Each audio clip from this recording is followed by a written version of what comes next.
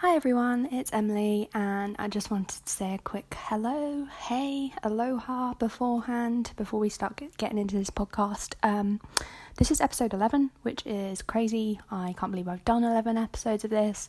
I don't know if people are still listening, but I'm going to keep making them just in case. There's probably a couple of people out there still listening. So yeah, I hope everyone is good. If you do want to keep up with me more regularly, feel free to check out my Twitter and my Instagram, which are both at 21 and Sensory. I tend to keep those a bit more updated than my podcasts, because my podcasts, they're kind of every month. That kind of suits me a bit better, as I don't know, it's time consuming to put together a podcast, surprisingly, even though it's just me talking. So do feel free to check me out on social media if you want to stay more up to date with stuff, but let's get cracking.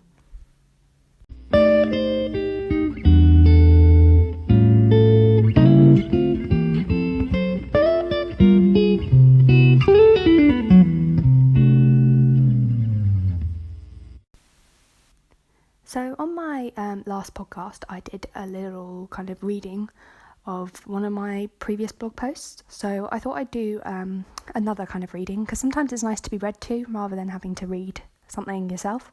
So basically I did a Chewigem review on my blog.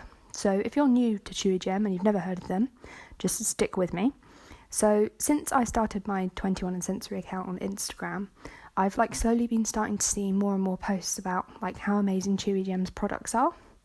So I had a little look into it, and Chewigem create kind of stylish and also functional chewing aids. So they're designed to look really good, and they're almost they're like jewellery. That's what they're described as, because they look just like jewellery, and you'd never be able to tell that they were chewable. So it's kind of quite fashionable to wear. They're very popular with a lot of autistic people that I follow on social media, and I was super keen to make a first order and kind of see what all the fuss was about. Just a little disclaimer here, this isn't sponsored. I just wanted to try out Chewigem's products, and I thought I'd write about it. So initially I was a little bit overwhelmed by all the choices on the website. They have a huge range, but I soon found out that each product was rated by durability, flexibility, firmness, is it wearable, is it a fidget, and is it chewable. So I kind of knew that I wasn't a heavy kind of duty or hardcore chewer, and that I wanted some jewellery that I could wear around my neck, so something that was quite flexible so I could fidget with it when it wasn't in my mouth. So I was immediately drawn to two different styles. So one was called Raindrops, and it literally looks like a kind of like a drop of rain or like a drop of water, and it looks really shimmery. So it almost looks like kind of iridescent. When you hold it up to the light, it kind of shimmers, but it's also a little bit see-through. And then the other one that looked really good was the Spinner. They both come in the range of colours, and I like the idea of the Spinner because it doubles up as a fidget, because it has a circular disc that sits inside the ring.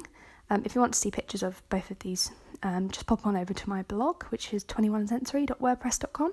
Just gonna drop that little plug in there.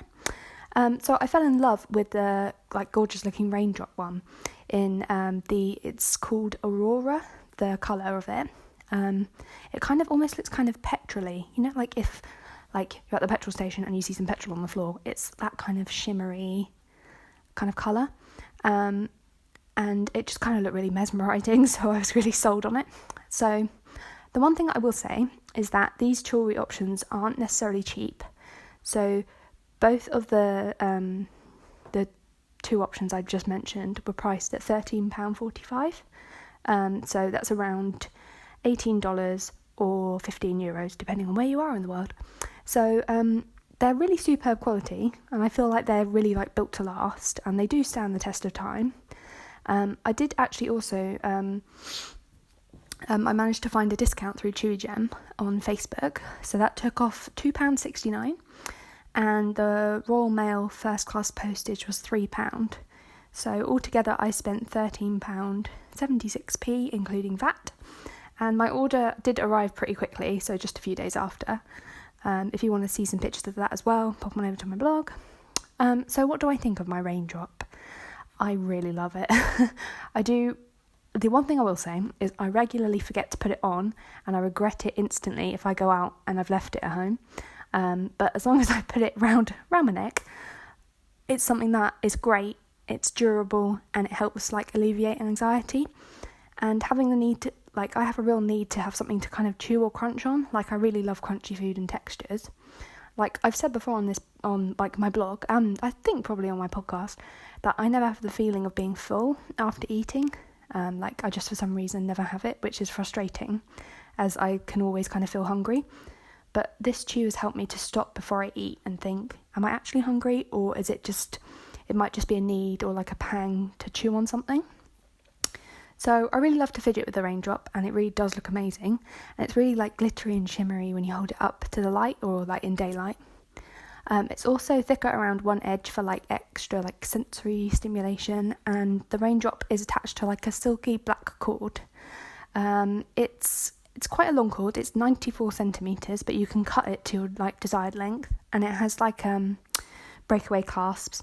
So they're set to like break away if any like you tug on it too hard sort of thing.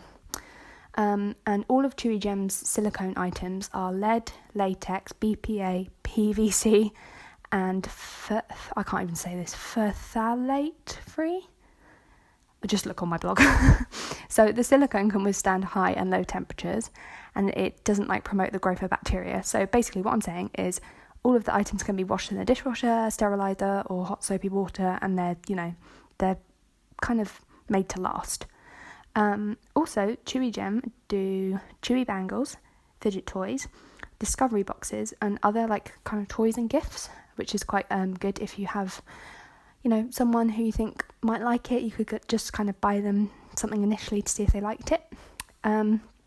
They do also have some very popular subscription boxes. So I don't know if you've heard of Katie. She has a YouTube channel called Invisible Eye, and she does some really fab like Chewigem product reviews, and I think she's also like an ambassador and works for them now. So I would recommend if you literally just type into YouTube Invisible Eye, her channel will come up. And Chewigem are based in Scotland, UK. They do two types of subscription boxes. So the VIC, which is the very important chewer, which gives you one Chewigem per month, private access to their Facebook group, and also like a live kind of video link to discuss anything you like with one of the ambassadors, and a sticker. And that's £13.95 a month. And then the Platinum Chewer Club is two Chewigems per month. There we go. Private access to their Facebook group. You'll be part of their like product testing team, so they're like chewy testers, and you'll have like a say in how they develop new products and designs and colours, and even like product naming. Also access to some special learning material, and again the video live link to discuss anything you like with the growing community, and a sticker as well, and that's £19.95 a month. So I'm kind of potentially considering a Chewigem subscription in the future. The £19.95 subscription would be actually like a money saver when you consider that each jewellery item is usually priced around £13.45p individually. So yeah, would I recommend checking out the Chewigem website and their products? 100%.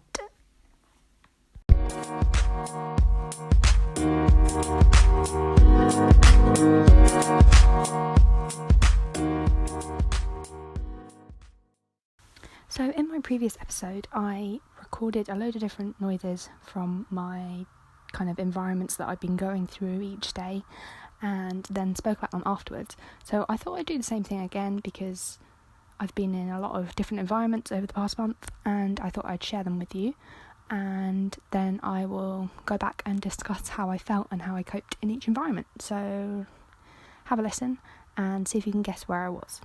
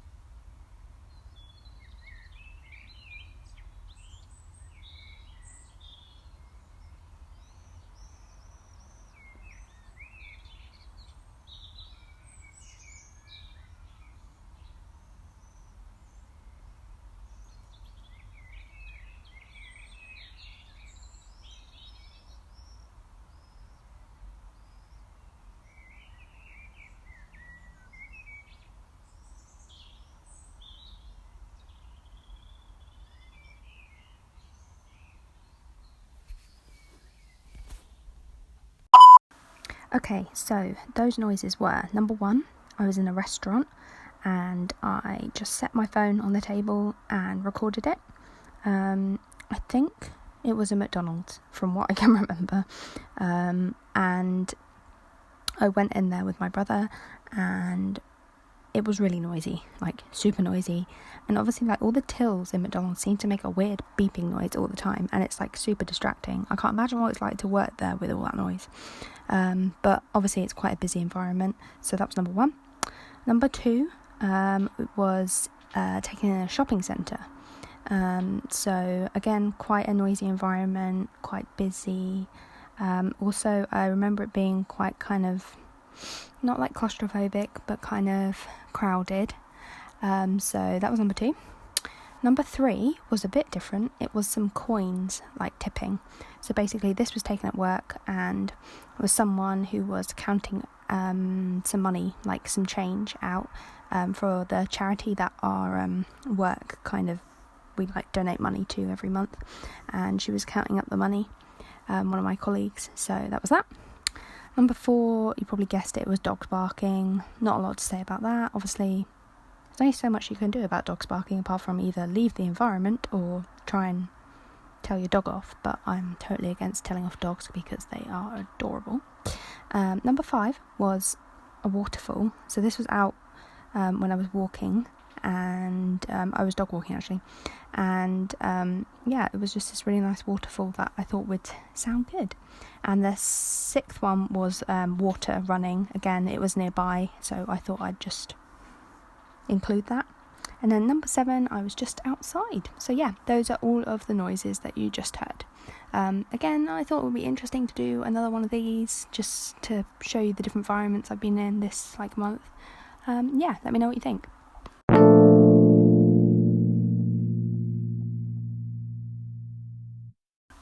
So I may have splurged on some new books recently, so if you go on my Instagram stories on my profile, you can view them all. But I really do love to read, but I'm finding it really hard to concentrate and sit and read for long periods of time. Like, I really want to get into the habit of reading a bit each day, and I've heard great things about all these books I'm about to mention from like other people all over social media, so I thought I'd give them a go.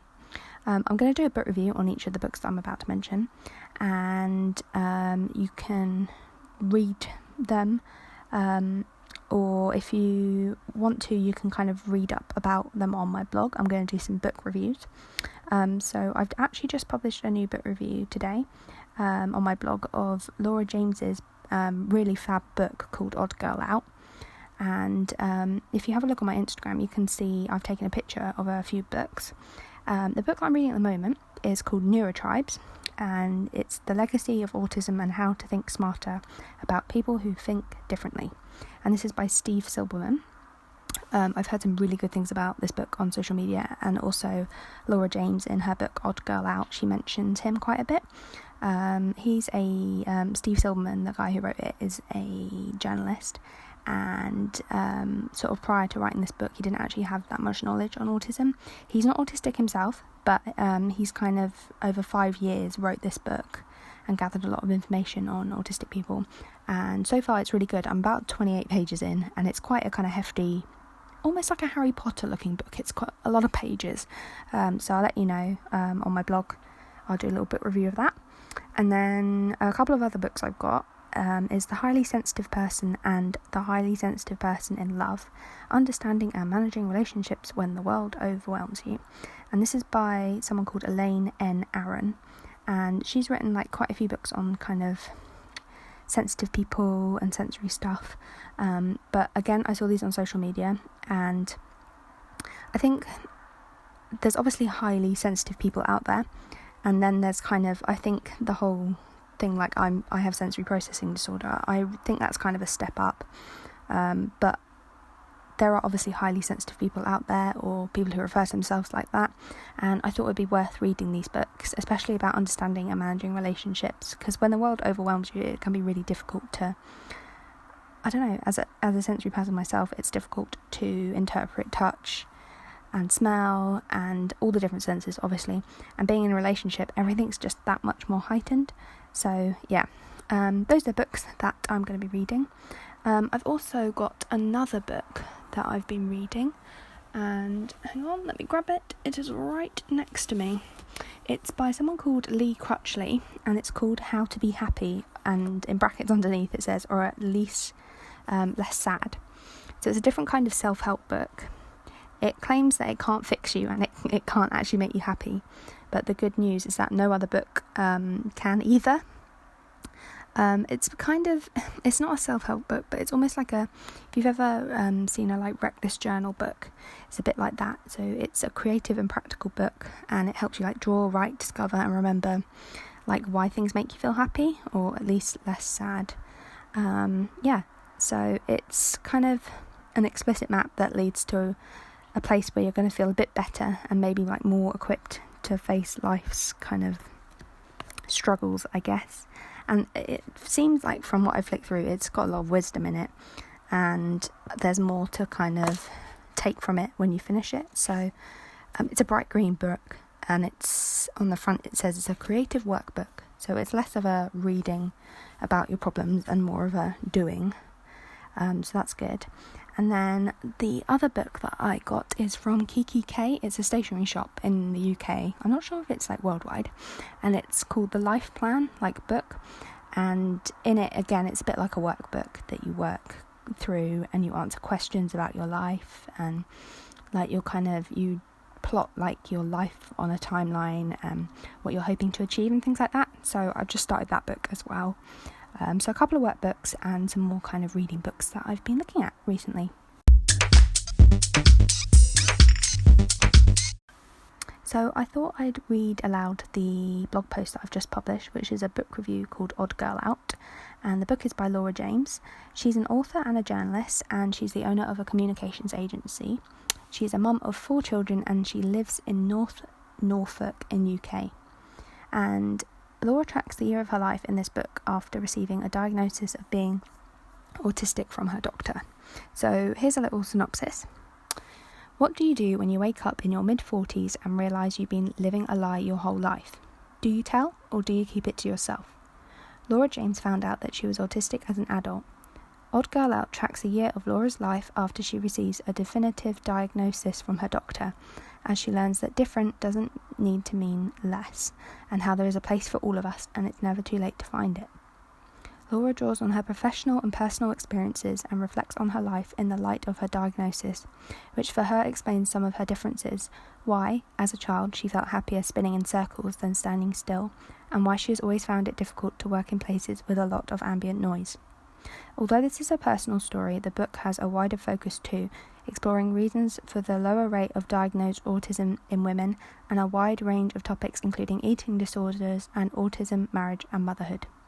This memoir gives a timely account from a woman negotiating the autistic spectrum from a poignant and personal perspective. So that synopsis is taken from amazon.co.uk. So I feel like this book is phenomenal, and the main reasons why are, number 1, whilst reading it, I've never felt so understood. And number 2, Laura is very open and forthcoming about her struggles, and this is so refreshing. So the book covers Laura's autism assessment and diagnosis, childhood, teen years, and adulthood so far. It's fascinating to read how Laura was assessed and diagnosed at age 45, and how she has built up so many different coping mechanisms in order to function in a neurotypical world. Laura's book also goes into detail about things like relationship struggles and her special interests. This was particularly interesting to read about, and it really emphasised how important special interests are to autistic people, and it kind of reinforces the point that they should never be denied or taken away from someone. And here is a quote from her. So, all my life I had tried so hard to be neurotypical, but in that one moment it became utterly clear that I was never going to fit into that mould. So that's after her assessment. And that was a quote from The Guardian, from an article that Laura James wrote. So Laura writes about all the daily and mundane things that for some of us can be a struggle, like working in an open plan office. Neurotypical people can deal with this environment okay, and sometimes even enjoy being able to talk to people freely around them. For Laura, and for me, it's nothing short of a bloody nightmare. So the sound levels change so frequently in an open plan office that it can be quiet one moment and so loud the next, and you can't think or function properly. Bright strobe office lights can be distracting and too much to bear. And if you haven't already, why not read about my fluorescent jacket troubles in my own office on my blog post? So anyway, not to mention there's a various kind of different smells going on, people touching you from behind to grab your attention, etc. Anyway, new experiences really are so overwhelming, and this book really opens your eyes to the world around you and makes you think twice when you're in these sort of environments. The depictions of autism that are kind of mainstream at the moment seem to be from things such as Rain Man, The Curious Incident, and the Netflix series Atypical. This is all well and good, but these films and shows sum up autism to be generally a very male condition, when really it's not at all. So female autism is less documented and it's less kind of understood, and I feel that Laura touches on this. A lot of female autistics mimic others around them in things like social situations and are able to get by coping and learning from others' behaviours. I think this is why a lot of girls are going undiagnosed for so long, because we're just kind of able to manage and put on an act and mimic others to get by okay in life. A lot of girls are told they don't seem to be autistic, and I think this is because we are able to cope on the surface of things and learn behaviours such as keeping good eye contact in order to fit in. It's all about being able to pass socially in order to stay under the radar and to kind of seem normal. And I kind of think that's pretty awful, like, don't you think? Like, I have to constantly push myself into new situations that I don't want to do and I can't cope with, just in order to seem normal. Then I kind of have meltdowns before and after these because it requires so much energy and is so hard, like sensory-wise. It's obviously slightly tricky to write a book kind of review, and I don't want to give away a large section of like what happens because people might want to read it. I do just want to mention like a couple of things. This book was a bit hard to read, and like, I don't mean that in a bad way at all. It's always going to be difficult to read a book on someone else's life, especially if they struggle with the same things as me or you. I found that a lot of the autism and sensory parts of the book made me upset or triggered bad thoughts and feelings. This did not put me off and should not put you off either. I think I just resonated with a few of Laura's struggles so much that I couldn't help but feel upset, but also relieved, like, all at the same time. And yes, I cried through parts of this book, but I've only admitted that, to be honest, and because so many things Laura mentioned echoed my own struggles. The one other thing to mention is that this book can be slightly hard to follow at certain points, as Laura jumps back and forth from her childhood memories to life in the present day, but this might just be a dyslexic thing that I struggle to keep track of. I'm going to admit something to you that you've probably already guessed by reading my blog or listening to my podcast, is that I've always actually been the odd girl out. Throughout my life, I have constantly struggled with the seemingly normal and mundane things that, through my childhood to my current early adulthood, other people have managed to do just fine. I hate all the things that neurotypical and young adults seem to love doing, like going to loud places, loud music, meeting up with friends, going to new places, parties in general, restaurants, going on holiday, buying new clothes, things like drinking alcohol or going to like super bright or colourful environments, trying new food and travelling. Like, look, the list is actually never ending. The point I'm getting at is this book made me feel less alone.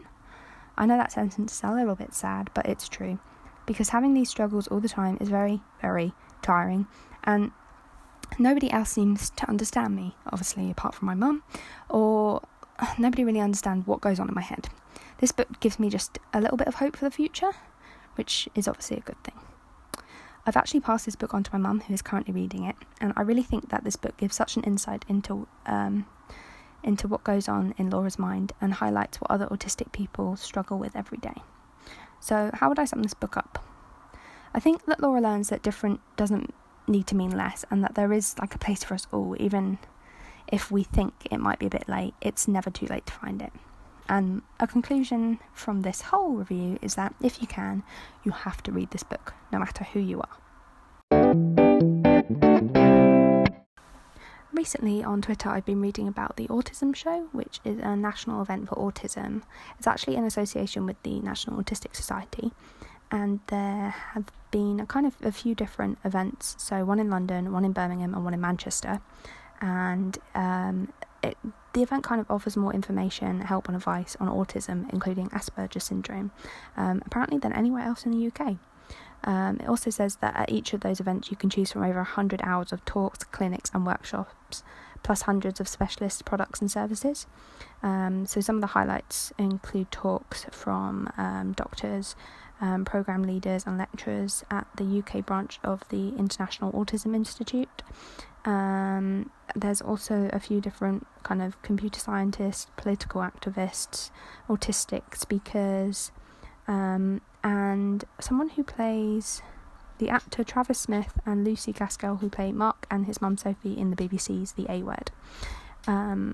So I've read a bit about it on Twitter and things like that, and I think it's a great idea, the Autism Show, don't get me wrong, but so many people have mentioned online about how it's a very noisy and busy environment.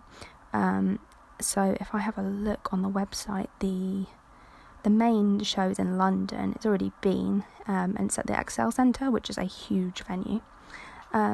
Anyway, people online have mentioned how it's been very noisy and it's a really busy environment with bright lights, and it seems to be a place that can cause a lot of sensory overload. Like, I realise that, of course, like any show will have lots of exhibitors in one place, and that there is the option of there is actually an option of a quiet side room to get away from the environment for a bit. But I think what I'm struggling with is that so many people have a lot of anxiety and meltdowns before these sorts of events, and it should be a place that people kind of look forward to going to and meeting and understanding other like-minded people. So I've kind of been put off from going to it just by reading what others like me have experienced. I'd love to know any other opinions and feedback people have, so feel free to reach out on Twitter or Instagram. It's at 21andsensory, or email me 21andsensory@gmail.com. I'd just like to know what other people think, really. But I just feel for something that is, branded as the Autism Show, it doesn't feel very inclusive of people who are autistic and struggle to get to and from busy events and struggle with the situation generally. So yeah, let me know what you think.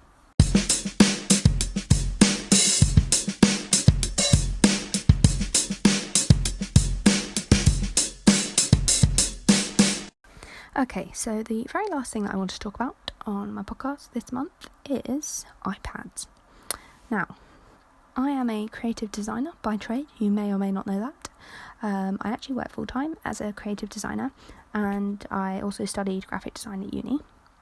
Now, I've been using a Wacom tablet at work, which is like a digital drawing tablet which you plug into your computer, and you kind of draw on it whilst looking at the screen.